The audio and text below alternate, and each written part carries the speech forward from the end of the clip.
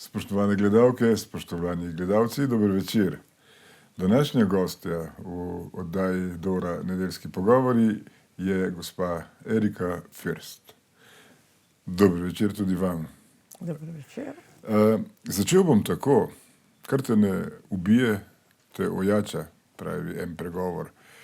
Vam se po tolikih letih dejansko vidi, da vas vse, kar so vam, vašim sorodnikom, vašim sonarodnjakom, Židom, naredili, da vas je ohranilo čilo in tudi z zelo dobrim spominom, kaj ne? Hvala. Spomin imam zaenkrat še kar, vendar zdravstveno več nisem tako zdrava, nisem tako pri močeh, kot sem bila mogoče še pred kakšnim letom. Ko ste prišli iz taborišča, gospa Erika, je bilo pravzaprav mučno razmišljati o tem, kaj se je tam dogajalo. Pozneje pa sem imel občutek, da vam postaja to terapija, da govorite o teh stvarih in s tem tudi opozarjate druge, da se take stvari ne bi smele dogajati več. Nikomur in nikoli. Mislim, da je to bilo malo drugače. Po vojni, ko smo se vrnili iz taborišča, je bil to tabu. Namreč, to lahko dokažem s tem, da prvi dan, ko sem prišla v 3. razred gimnazije, bila sem stara 14 let, v nižji razred gimnazije, prvi dan so me sošolci obkolili na cesti, spraševali do zvonjenja. Eden čez drugega so spraševali. Pripovedovala sem jim, kar sem mogla. Po tistem zvonjenju smo šli v razred, drug dan več nihče ničesar ni vprašal. Mislim, da je bil to tabu. O tem se ni govorilo. Pa kdo jim je rekel, da ne smejo več? Doma starši, učitelji? Kdo? Ne bi rekla, da starši. Zato, ker z vsemi sosedi, vsemi znanci smo bili naprej prijatelji, ne bi rekla, da starši. Ampak to je morala biti direktiva. No, pojdiva k vaši družini. Predstavite družino Fürst, vaše očeta, mamo, kje ste živeli v Soboti? Moj oče je bil Sobočanec, hišo smo imeli preko kina, hiša je bila kar... To ni mišljen ta kino, ki zdaj stoji? Ne, gledališče, sedanje gledališče. Aha, ja. Na Štefana Kovača ulico, z 20-arsko parcelo. Hiša je bila velika, trosobna, z malim trgovskim lokalom. Od zadaj smo imeli velik vrt, velik sadovnjak, še eno njivo, kjer smo gojili krompir, koruzo za pujske. Skratka, oče je bil prevoznik in pa tudi včasih, ko so mu Avstrijci, ko so ga prosili, ker je bil specialist za konje, je včasih tudi šel za Avstrijce kupovati konje v Italijo in na Hrvaško. Koliko vas je bilo sploh Židov v Soboti takrat? No, pardon, samo še to. Zraven očeta in mame, imela sem še 2 leti starejšo sestro, tako da smo bili 4-članska družina. Koliko nas je v Murski Soboti živelo, vam ne vem povedati. Vem, da približno v celem Prekmurju, razen lendavskega konca, nas je bilo malo manj kot 400. Vsi Židje. Sami Lendavi pa več kot 200, ne? Tam jih, to ne vem. Ja, tako približno za Lendavo jaz ne vem. Zgodovinski podatki, ja. Torej, v Prekmurju je bilo ogromno Židov tudi po vaseh, recimo Martjanci, Tešanovci, potem Puconci, Grad, Bodonci, skratka, povsod so živeli Židje in vsi v prijateljstvu, soglasju z ostalimi družinami. Potem se vam z začetkom vojne, ko Nemci vkorakajo v Soboto, imate grd spomin pravzaprav na Sobočance. Ja, žalosten in grd spomin imam na 6. april 1941, ko so mimo naše hiše korakali Nemci. Nemci so vkorakali v Mursko Soboto, vojska zastražila vse židovske trgovine in Murskosobočanci, predvsem takrat so rekli, pa ne bi rada delala nobenemu krivico, baje so bili v glavnem iz Turopolja, ljudje so vdirali v trgovine, odnesli vse, kar se je dalo odnesti.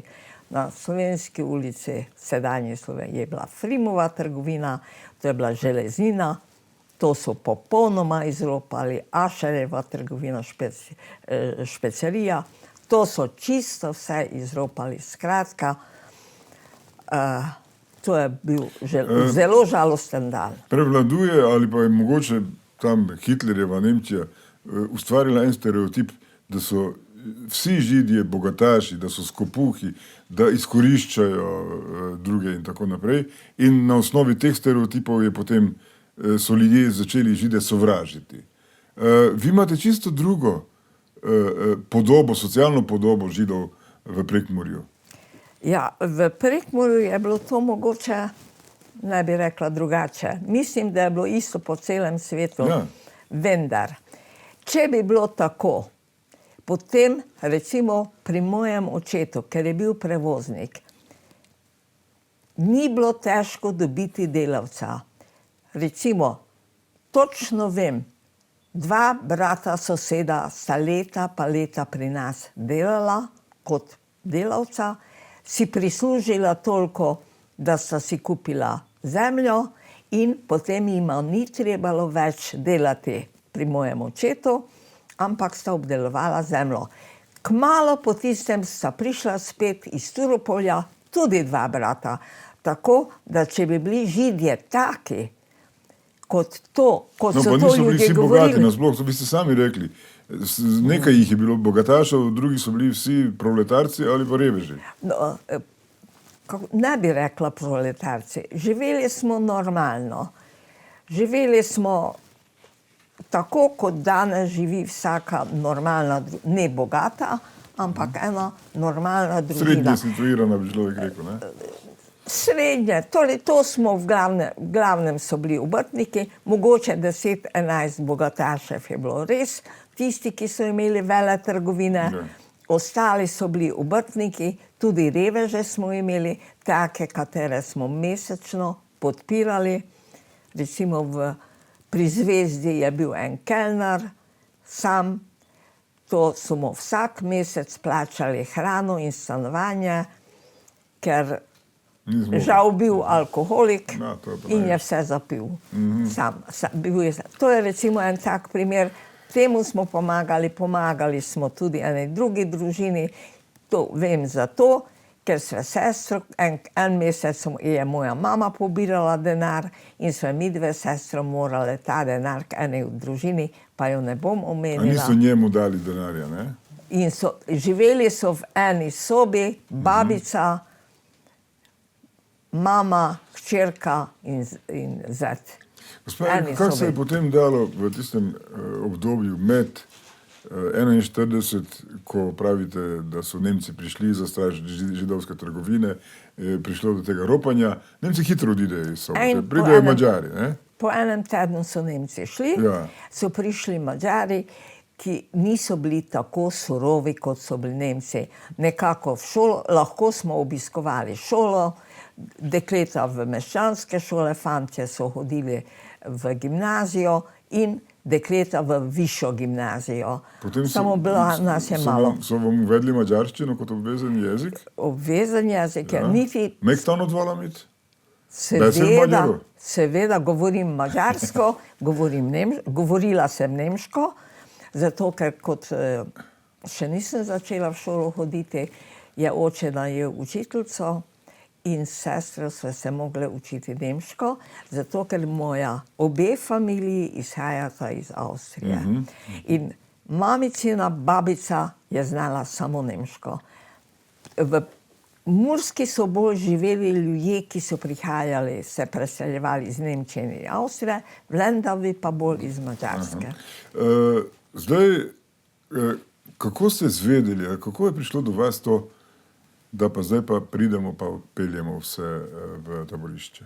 To do nas ni prišlo. Samo, kaj prišli so čez noč, pa vas natovorili? Seveda. Mi dve sestre nismo pojma imele, razen tega, da je oče vmes zvečer odšel, pa je nazaj prišel z nekimi gospodi.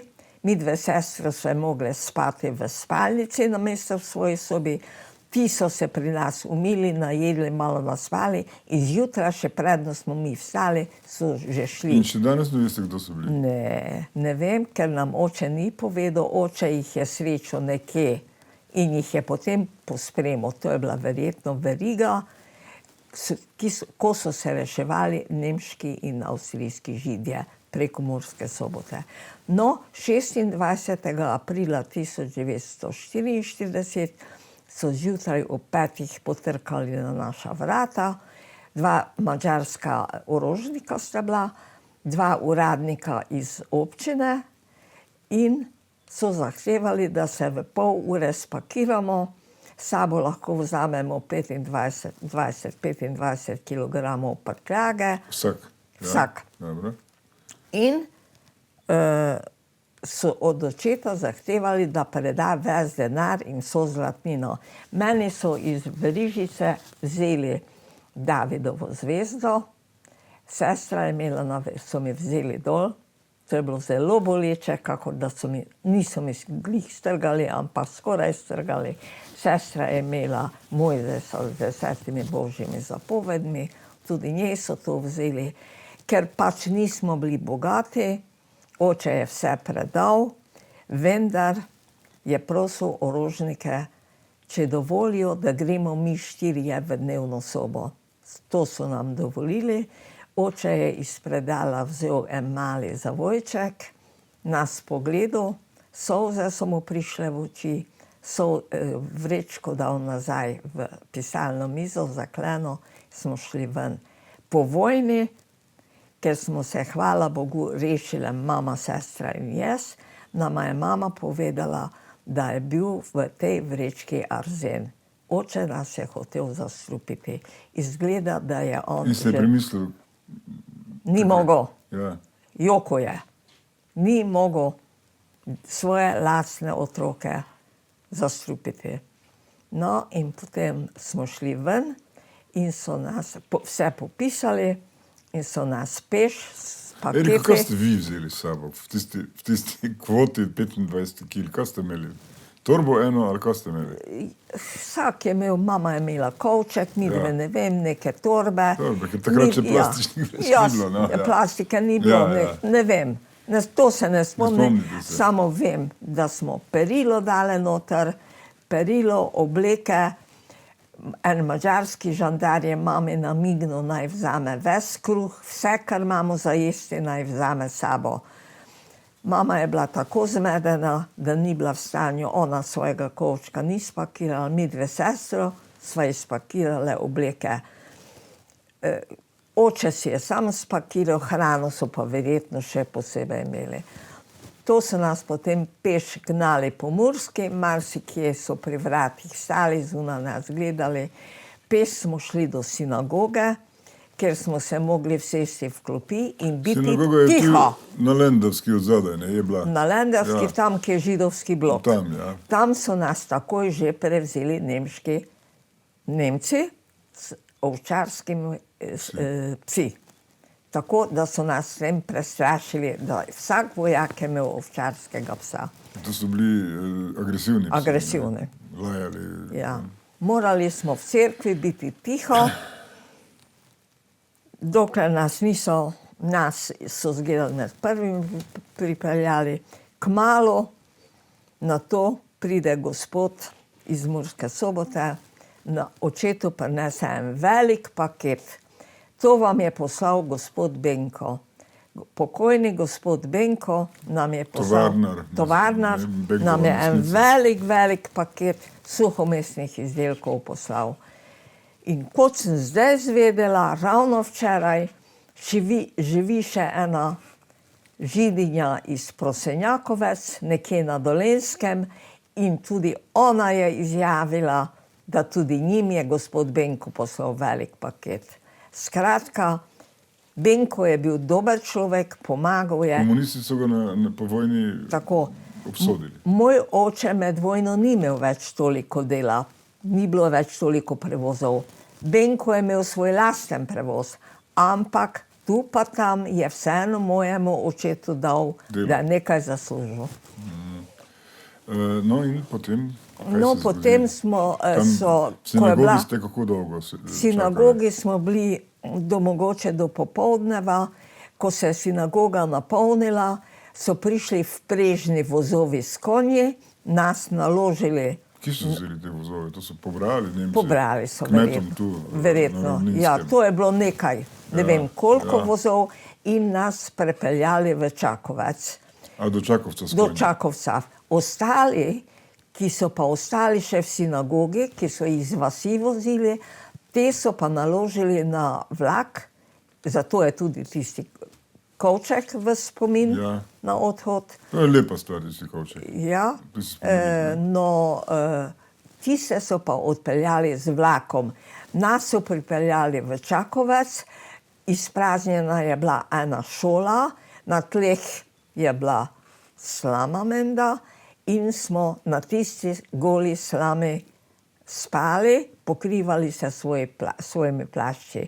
3 dni smo bili v Čakovcu, ker so vsakega posameznika, tudi mene kot 13 let staro deklico, bila sem tako prestrašena, da bi najrajši jokala, vendar mogoče sem, se ne spomnim. Vidite, ste s Šariko skupaj bile, pa ste komunicirali v ta čas, se pogovarjaš, ne? Ja. Nismo se smeli pogovarjati. Nismo se, ne se. Kaj, moral si biti tiho? Tiho smo bili v sinagogi, na vozu, v Nočkaniži.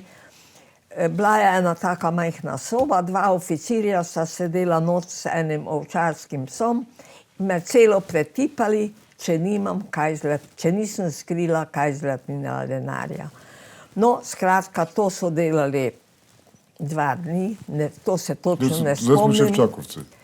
To še v Čakovcu. Na to so nas naložili, ko so nas vse pregledali, so nas naložili na živinske vagone in odpeljali v Nočkanižo.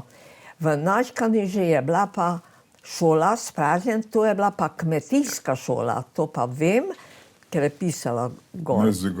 Mezoj Gozdošagi Iškola. In tam smo spet spali na tleh, se pokrivali, če je bila slama, se ne spomnim, če smo na tleh spali,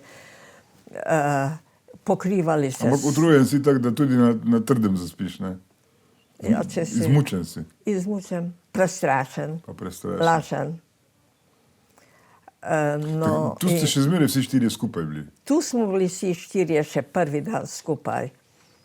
Zjutraj so imensko poklicali tudi mojega očeta med njimi, nažalost na dvorišče, in sicer dekleta taka pri močeh, bi lahko rekla, mogoče 20, ne vem, kakšen je bil kriterij. Vi ste bili še zmeraj otrok. Jaz sem bila otrok. 13 let. Sestra 15, jaz 13. Med drugimi so tudi očeta poklicali in mlade punce, so jih postrojili, preverili, či so vsi, jih nazaj poslali po svojo prtljago in so jih spet postrojili in peljali na železniško postajo.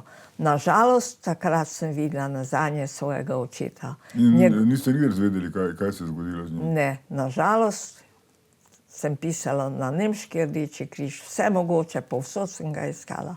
Ampak mislim, zdaj sva s profesorjem Hajdinjakom iz Maribora, zgodovinarjem, ugotavljava, da je verjetno šel, ali so ga kremirali še v Auschwitzu, ker v taborišče je še prišel, še junija meseca je bil v Auschwitzu. Samo vi ga tam niste več srečali ali videli, ne? Jaz ne. Ja. Mamine 2 sestri sta ga srečale. Zato veste, da je bil vemo. tam. In imam en dokument, ki ga me je gospod Hajdinjak prinesel iz Auschwitza. da je oče delal v eni tovarni, kjer se je zelo izkazal in je dobil nek bon ali denar, da je dobil malo več hrane. In ta seznam z očetovim podpisom imam. Zato vem, da je junija še živel. Zdaj, ali je omagal, pa so ga kremirali. Čim jih niso rabili več, so jih enostavno pobili. Ali s pa plinom, je... ne, se je to ubijalo takrat. Prosim? Ja, s plinom, ne? S plinom. Malo plina pustili, potem jih pa sežgali. Ali je šel pa na Todesmarš, to je tisti zadnji marš iz Auschwitza in mogoče ni zdržal te v velikem snegu, te hude poti. No, smo pa ostali vnačkani že. Smo ostali vnačkani že. Očetove zadnje besede so bile, vidimo se doma. To je zame bil najtežji trenutek v mojem življenju, ko sem se poslovila od očeta. Takrat se je družina praktično razpadla, ne? Več je ni bilo. Mahali smo skozi okno, smo gledali, kako so jih peljali. In njih so peljali menda skozi, pa nočem zamešati, ene čez Budapest, nas pa mogoče čez Dunaj. Profesor Hajdinjak je to ugotovil, ampak si nisem zapomnila. Ni zelo pomemben podatek. Ni pomemben, skratka. Z vlakom so vas vozili. Z živinskimi vagoni. Ja. On je šel s prvim transportom, mi smo ostali 3 tedne vnačkani že brez hrane. Kaj, čisto nič ne dajo? Samo vodo smo imeli. Z tistega smo živeli, kar nam je gospod Benko poslal. A to, kar ste imeli še tam? To, kar smo imeli, pa še kruh. Mama je nekaj dala očetu. Tako da praktično hudo je bilo v vnačkani, že spali na tleh. Po dnevi so nas vmes pustili malo na dvorišče. Potem so nas po 3 tednih naložili na živinske vagone. To so bili z žico prepletena okna, tako da nismo niti ven videli.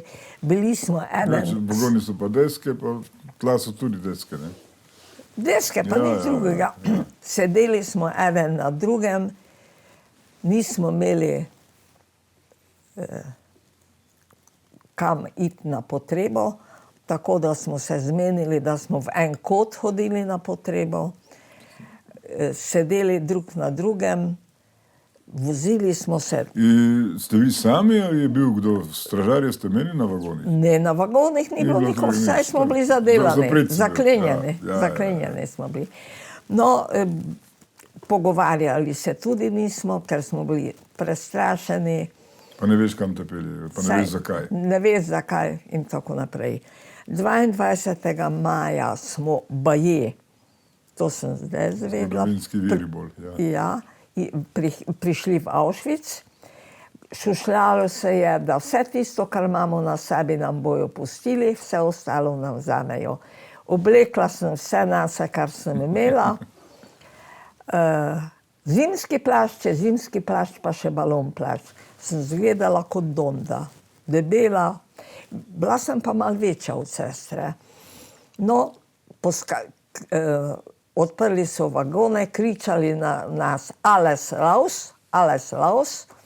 Poskakali smo z vagonov, mamice niso smele vzeti niti osebne torbice, ne.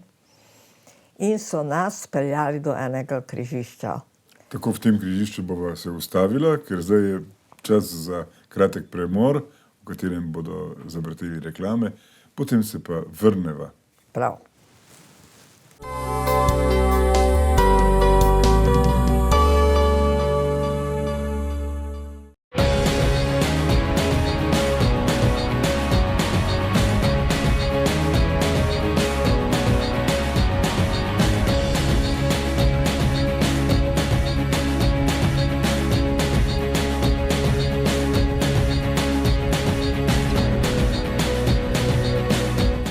Telekom Slovenije, pooblaščeni prodajalec na Slovenski ulici v Murski Soboti.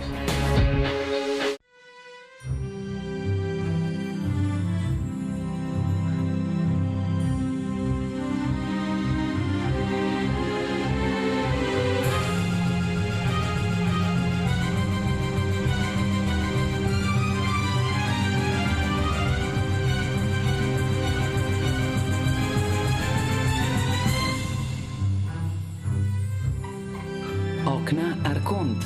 Želeli jih boste pokazati.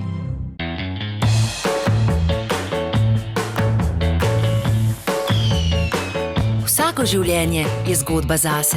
Pišite svoje zgodbe s krediti nove KBM, ki jih prilagodimo posebej za vas. Nova KBM. Pripravljeni na jutri. Si ne upate iz avta? Kar brez skrbi. Več kot le avtomobilsko zavarovanje z dodatnimi ugodnostmi v akciji Sprosti čas. Zavarovalnica Triglav.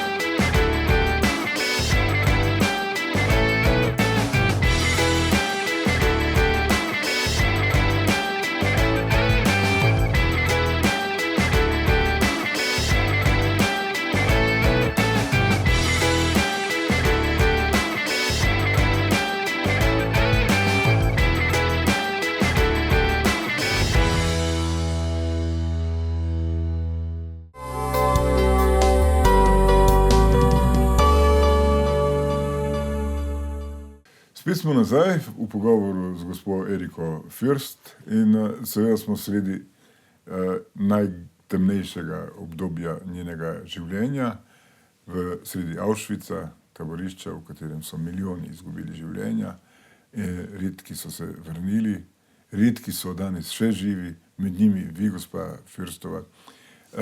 Tam ste, potem ko so vas pripeljali, prvič srečali krvnika Jozefa Mengeleja. Angela smrti. Angela smrti. No, ko smo prišli iz... In zlagati ste se mu morali, da vas ni poslal na svojo stran. V krematorij. Skratka, ko smo poskakali iz vagonov, ker ni bilo stopnic, smo morali poskakati iz vagonov, smo ob progi šli do enega križišča, kjer je stal dr. Mengele. Ta je sortiral otroke z mamicami in stare ljudi je pošiljal na desno, za delo sposobne je pošiljal na levo. Mi smo bile v vrsti... Otroci z mamicami so šli vsi v krematorij? Vsi, kompletno. To je bilo ogromno vagonov, koliko se ne spomnim. Včasih se mi je zdelo, da okrog 80, pa nisem več sigurno. V eni vrsti smo stale najprej teta, mala sestrična, 4 leta stara, Judita, pa moja babica, mamina mama, potem sem bila jaz, pa mama, pa sestra. Ko smo prišli do Mengeleja, je jim takoj pokazal na desno, mi dve sestre so bile pa enako oblečene. In je mamo vprašal, če sve dvojčici. To je rabo, ne? On se z dvojčicami on se je ukvarjal, ja. Poskuse je delal No, in je mama rekla ne, koliko so pa stare, pa je mama rekla 17 in 15 se je zlagala, ker je govorila lepo nemško, je rekla nemško, mi hočemo delati. Hinavsko se je nasmejal, pa nas poslal na levo. Na levo nas je prišlo 34 žensk, ker smo mi dve sestre bile edina otroka, lahko rečeve. Ko smo tam v vrsti čakali, smo prebrali, koliko moških je šlo na levo, ostalo masovno šlo na desno, ti so vsi šli direktno v krematorij. In sve prebrali, 80 moških je bilo in 34 žensk, zato ker v zadnji vrsti nas ni bilo 5, ampak so bile samo 4. Zato sem si tako to zapomnila. Zmnožiš. Potem nas je prevzela ženska SS-ovka in rekla, zdaj vas peljem na sprehod. Peljala nas je mimo krematorija, takrat so že sežigali naše svojce. Oni so bili že notri. Oni so bili že notri, omamljeni. Tudi vaša teta, sestrična? Sestrična 4 leta, stara babica pa teta. Babica pa teta. Od strica žena je bila ta teta. Mi 3 smo šle na sprehod in ena od taborišnic je vprašala, kaj se pa vali iz tega smrdečega, sivega, visokega dima. In nam je Hinavska rekla, tu vam pa pečemo kruh. In nas odpeljala, na laž nas je peljala tam mimo do tako zvane, Nemci so rekli, zavna.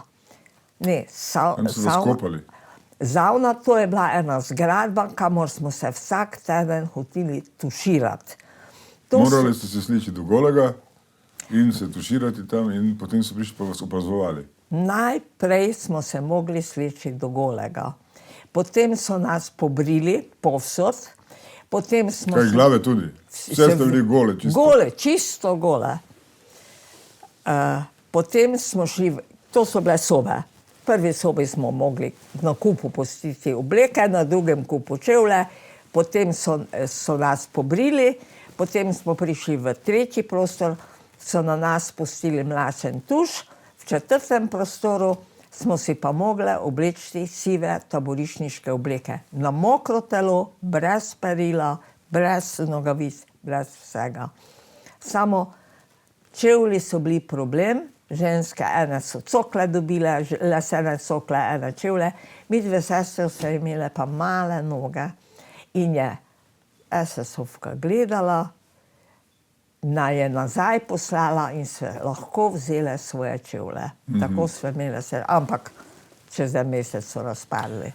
Niste bili samo Židije tam? Tam smo bili Tam samo ste bili Židje. samo Židje. Ja, to smo bili Prekmurci pravzaprav. Prekmurski Židje. Prekmurski in pa Međimurski Židje. A v tej skupini? V tej skupini, ja. Kako so, bili ste pa označeni? Takrat nismo bili še nič označeni. Kdaj so vas označili? No, Kako? potem so nas peljali v barako in sicer v A-lager. Tam je bila karantena. 3 tedne smo bili v karanteni. Iz karantene, vmes bom povedala, kaj smo vmes delali, kaj so nam dali za jesti in kako smo bili na enem malem prostoru stisnjeni kot sardine.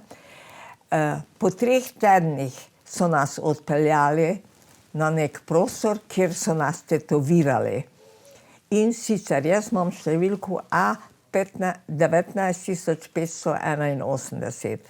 Zmotila se Na levi roki. na levi, na žili. Na žili? Na žili, zato ker si potem marsikateri moški bi si izrezal, če ne bi bilo na žili. Ampak na žili je. Težko bo šlo, ker imate bolj ozke stvari na sebi.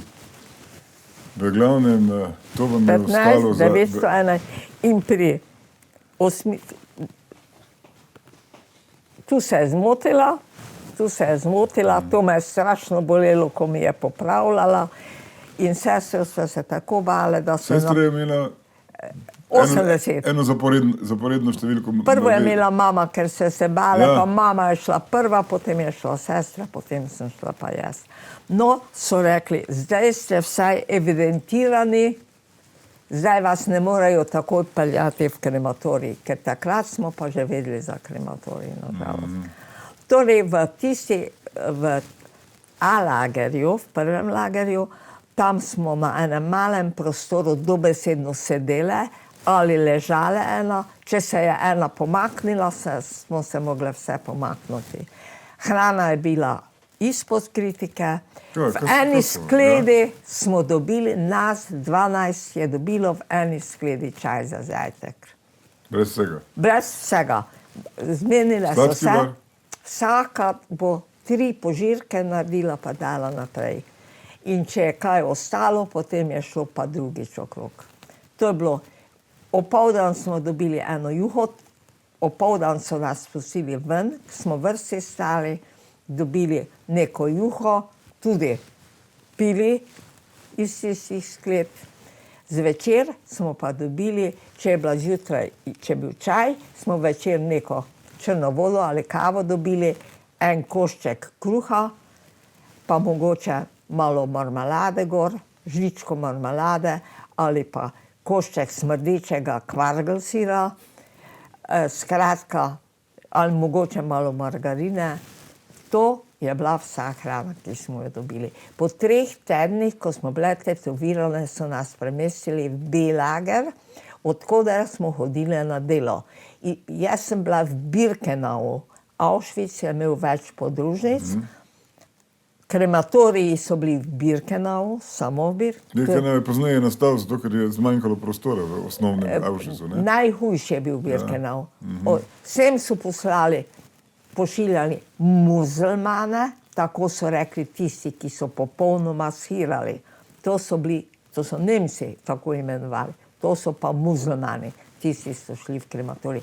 V glavnem taki so bili v Birkenauju, pa še taki, kateri so bili za delo zmožni. Hodili smo v Auschwitz na delo, peš, so nas vedno, vsako jutro so nas zgodaj zbudili, smo vrsti stali, to je bil celapel, ko so nas prečitali. Ko je celi Birkenau bil na število, ko ni nihče manjkal, smo dobili zajtrk. Po zajtrku na delo. Delali smo zelo težko, najprej so prekmurski, bi rekli, šerali travo, ker so pripravljali traso za cesto.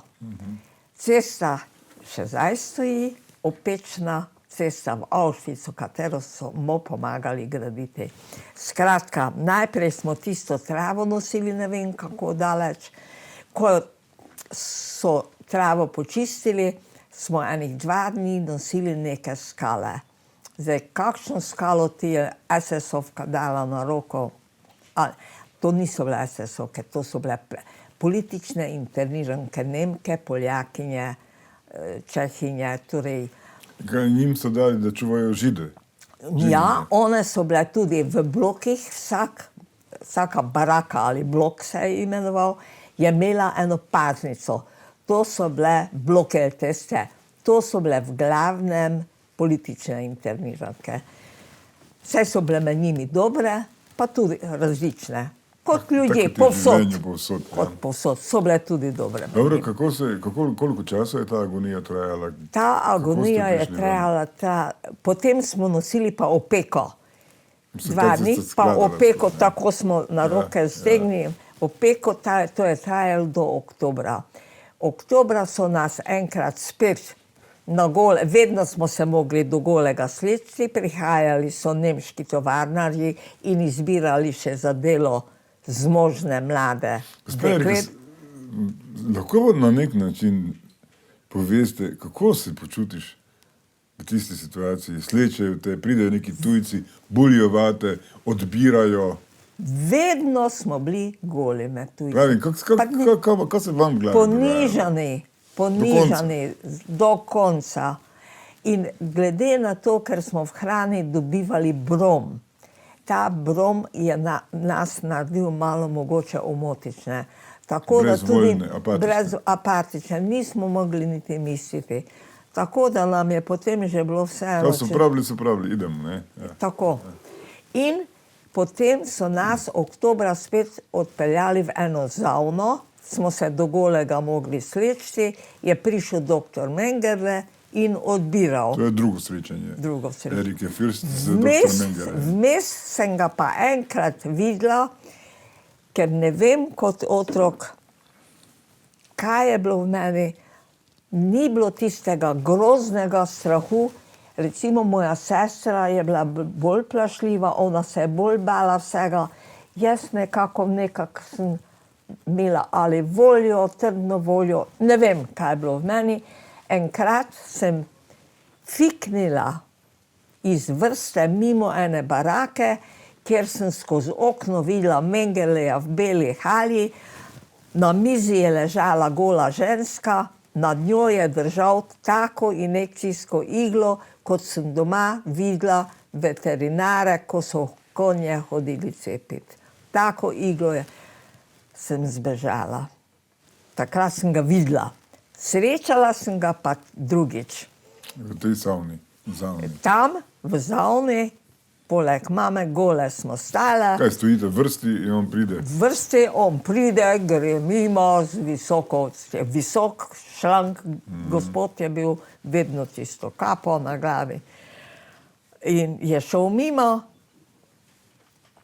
du Kleine, komm hier, To je vam rekel. je meni rekel. In so me zaprli v en mali prostor, ker sem že kot čisto mlada hodila k sokolom k telovadbu, sem bila precej spretna, sem skočila, ker okno ni bilo zelo visoko, skozi okno, gola, in se postavila k mami. Nazaj vrsto. Nazaj vrsto. Namesto, da bi se nekam na konec, recimo, če bi normalno, sem se k mami postavila. Mengele me je videl, potegnil za uho, ti mala, kaj dela spet tu? In je Nemki naročil, da me odpelje. Bila sem prepričana, da grem v krematorij.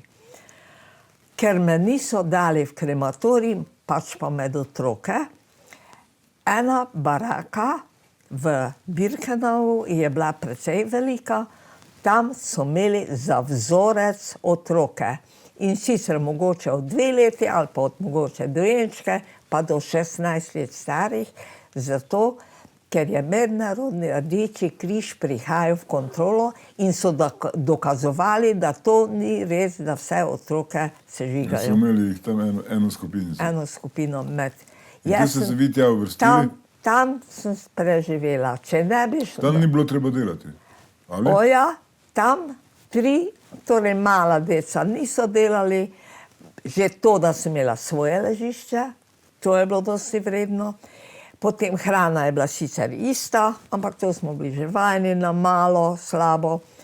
Pač pa 2 sestri iz Budimpešte, pa jaz, smo vsak dan delale in sicer zaprli so nas eno majhno sobo in smo sortirale volno. Ljudje so s sabo cele kupe volne, mešane volne, mi smo pa po barvah mogli sortirati in namotavati. Bila sem prepričana, da ker so mene pustili živo, da so mamo in sestro odpeljali v krematorij. Bila sem zelo, zelo obupana, žalostna. Mi punce, mi 3 smo to tam delale in enkrat smo našle eno zlato verižico in eno zlate uhane v tem kupu volne.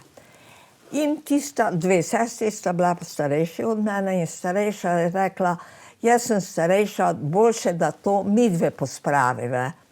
Jaz pa kakšna sem bila, sem rekla, v redu, pospravita. In sta pospravila, tudi njih so pospravili. Ko ste jim našli.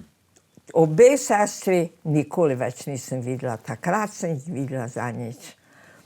Nismo več nič volne sortirali, tam sem cele dneve edino, večkrat na dan, sneg je že bil velik, konec oktobra je že bil velik sneg, so prihajali nemški vojaki, oficirji, nas ven nagnali, naučiti smo se mogli eno nemško pesem, Es gibt ein kleines, malo še vem, ampak sem že pozabila. In kot gnilo jajce, tako vrsto smo se v krog postavili in se na glas v tistem mrazu, v snegu drli, morali peti.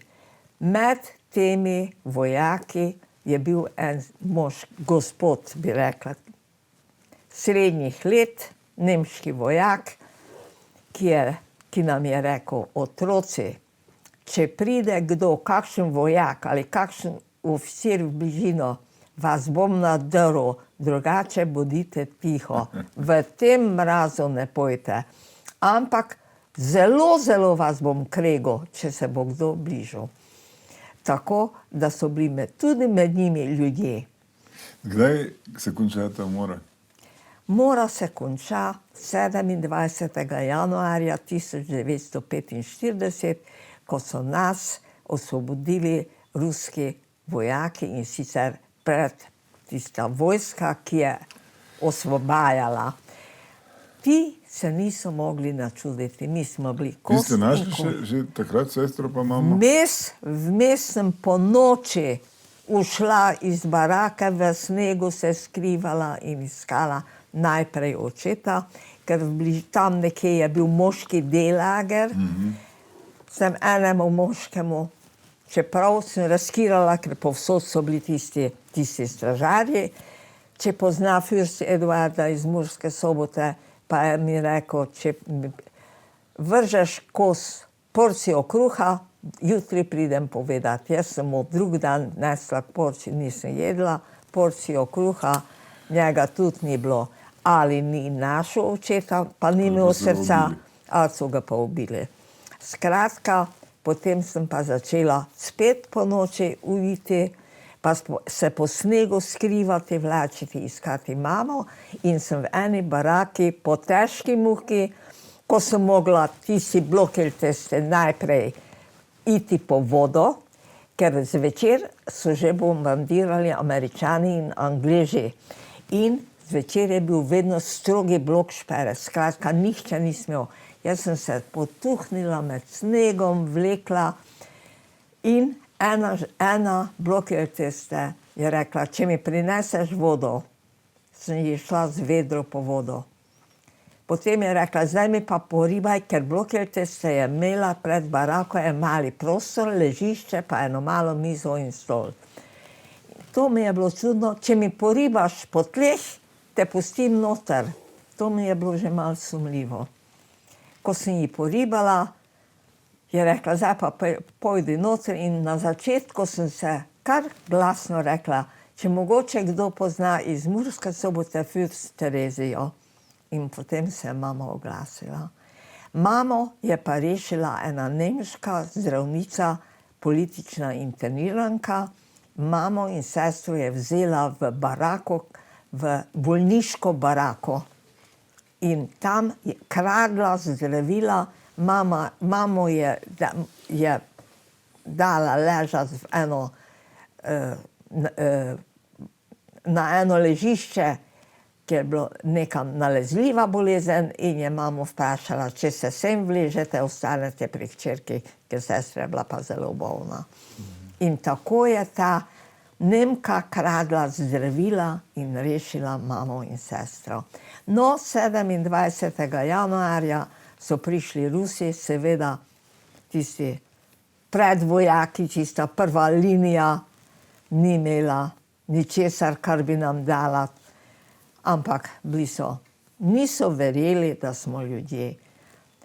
Ženske v naši baraki so poskakale iz postelj, kušovale noge, nekatere smo bile zadržane, nismo bile sigurne, da to niso Nemci se vrnili, ker smo bili, Nemci so 10 dni prej odšli, mi smo bili 10 dni brez Nemcev, brez elektrike, brez vode, brez vsega. Nemci so šli, Rusi pa še niso prišli. Vodo smo nosili iz bazena, kjer so se Nemci kopali. To je bilo v cigojner lagerju. Cel cigojner lager, vse cigane so odpeljali v krematorij in mene, pa tudi nekatere druge namestili v ta cigojner lager. Kaj ste našli doma? Kako ste prišli z vlakom, so vas verjetno pripeljali? Na svojo roko smo šli. Kako je kdo prišel? Prvi transport v Birkenau so bili Romuni. Romuni so iskat prišli svojce. Z njimi smo se peljali do Krakova, tam smo bili v eni šoli, vojna še ni bilo konec, to je bilo v začetku maja. V Krakovi smo bili v eni šoli, tam smo že dobili hrane. Rusi so krasno skrbeli za nas, mene so hoteli odpeljati v Rusijo, ampak en mađarski žid, zdravnik me je rešil, ni pustil razbiti družino, ker smo bile že sestri skupaj. V Krakovi smo bili v eni šoli, eni so dobili dovoljenje, da so lahko šli celo si mesto ogledati, interniranci, od Rusov so dobili, mi dve sestre niso smele, ampak prišel je 9. maj, dan konca svetovne vojne in takrat so spet bili Romuni tisti, ki so prišli po svojce med prvimi. Vi ste se pa potem priključili? Mi smo se priključili do meje. na meji, oni so šli proti Romuniji, mi proti Madžarski. Mi 3 same na odprtih vagonih. Vmes moram to povedati, s česa smo živeli, ker hrano nam... Rusi so nam samo dali odpustnice, dovolilnice, da se lahko gibljemo. Nič drugega, hrane nismo imeli. Jaz sem v enem, tistih 10 dni nismo imeli jesti, vodo smo imeli, ker smo nosili, ampak sem našla v enem, najprej sem poiskala obleko, moške hlače za sestro, mamo in sebe, ene moške hlače in en suknjič, da nam je bilo toplo. V enem skladišču sem to našla. V enem skladišču sem našla neko žensko ruto, sem si jo zvezala. V drugem skladišču sem našla kup sukanca, cvirna. Ruto sem vzela dol in cvirn dala noter. Ta cvirn nas je rešil po poti domov grede, ker sem tam, ker je vlak stal, jaz izstopila iz vagona in ljudem ponujala cvirn za kos kruha ali pa za karkoli. Tako smo se potem nekako do Budimpešte pripeljala. Praga je bila grozno porušena. Človeške glave so visele na razvalinah, to je bilo grozno. To ne morem pozabiti. Do Budimpešta smo se pripeljale, tam nas je židovska skupnost čakala na železniški postaji, namestila, dala hrano in so nam hoteli dati dovoljenje, da bi se izselili v Ameriko. Vendar sestra niso hotele slišati. Mi gremo domov v Mursko Soboto, v Slovenijo, doma nas čaka oče. In potem smo same šle peš na železniško postajo. En odprt vagon poln krompirja je bil, tja gor smo nekako mamo zvlekli, ker mama ni mogla tako visoko, mi 2 sestre so jo zvekle in smo se odpeljali do Körmenda, kjer so nas 5 Židje sprejeli. Tam smo se skopali, umili, nahranili, peš šli, pri enem gospodu smo bili, vse nam je opravil, zlikal. Peš smo potem šli do Körmenda, iz Szombatheja. Szombatheja v Körmend, z Körmenda smo peš šli do Prosenjakovec. Vmes so se ustavljali ruski vojaki, vendar nismo upali se z njimi peljati. Ker se je slišalo, kaj se dogaja, posebno 2 otroka, se tudi po poti, da ne govorim o tem... Ste bili že kar zraščeni vid punci, ne? Ja, 14-15 let stari, nevarni.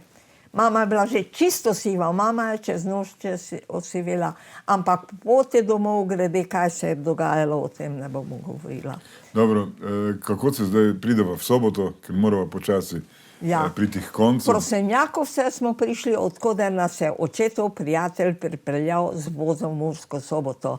V Murski Soboto smo prišli na naše dvorišče, hiša je bila razdejana, prazna, vsi podi strgani, vsa elektrika strgana, en hlev je bil porušen, klet je bila porušena,